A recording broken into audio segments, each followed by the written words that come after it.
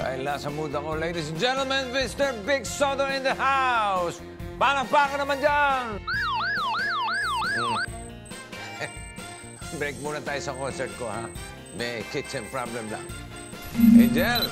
Yes, bossing! Another kitchen problem.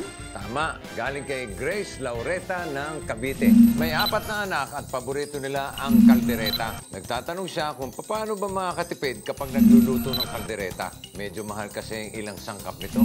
Angels, kaya ba nating bigyan ng budget-friendly kaldereta si Mami Grace? Don't worry, bossing. Suwak sa bulsa ang gagawin namin kaldereta ala namnam tomato. Sige, Angels, simulan nyo na! Konting oil natin. Oil. Usual. Then we have We onion. have the onion, garlic. Yan, isusatay lang natin. Sa lahat. Ano natin ang ating beef. Paano bang mag-tenderize ng beef na yan? Ang pinaka-tip ngayon na ginagawa natin is boil, simmer. Ang boil is yung parang dagat yung alon gumaganon. As kulo ng kulo, ganyan. Ang simmer is kalmado, low tide, walang gumagalaw. So tatakpan mo yan, hihinaan mo ang apoy. Tipid ka na sa gas o sa kuryente. Tapos yung lahat ng ating Ingredients pa. ingredients na medyo matigas. Okay. Starting with the potatoes. Then susunod is carrots. Opo.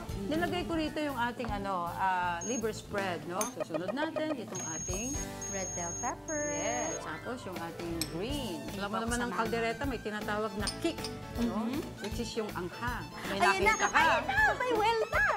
Ayan, pag may bilog, alam nyo na yan, ha?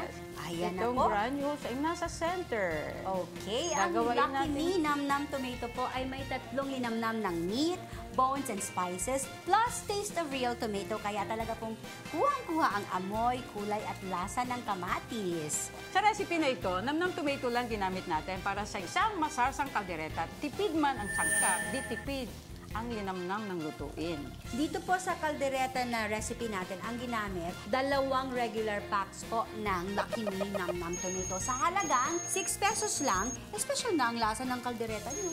Then, ilalagay natin ang ating beef broth. Kung wala nito, pwede ang ating hugas-hugas. May optional lang, beef stock. Opo. Hayaan muna natin siya i-cover. Pag nag-boil, simmer na, smoking, no? Okay. So, lalagay natin ang ating thickening agent, which is cornstarch. Okay. Sauce na. Opo. Lumalapot na. Okay. Off the fire na tayo. Okay, and that's it. Ito na ang ating special caldereta ala namnam tomato. For complete recipe, go to www.gmanetwork.com/dearbossing. Bossing, tikman mo tong kaldereta ala namnam tomato courtesy of our presidential chef. Uy, bango nun ah. Angels, luto na ba yung kaldereta ala namnam tomato? May ilalamig na itong kanin sa harap ko. Bossing! Yun. Ito na ang iyong kaldereta ala namnam tomato. Ayun oh. Yes! Mukhang special talaga itong kaldereta ala namnam tomato ah. At kayo pa mismo ang Angels ang nag-serve para sa akin. Very good. Okay. Ano pa hinihintay ko? Bon appetit. Yeah, thank you, Chef. Ay, sabayan niyo na ako. Ay, thank you. Whoop. Angels, you really are my angels. Heaven ang lasa ng kaldereta ala namnam tomato. Mami Grace, ano masasabi niyo? Bossing, isa kang grasya mula sa langit. Marami ring salamat sa iyong angels dito sa masarap na kalderetang alanamnam tomato. Kahit linggo-linggo namin itong ulamin, pasok ito sa budget ng aming pamilya. O paano mga mamis? Sana marami kayo natutunan dito sa Dear Bossing.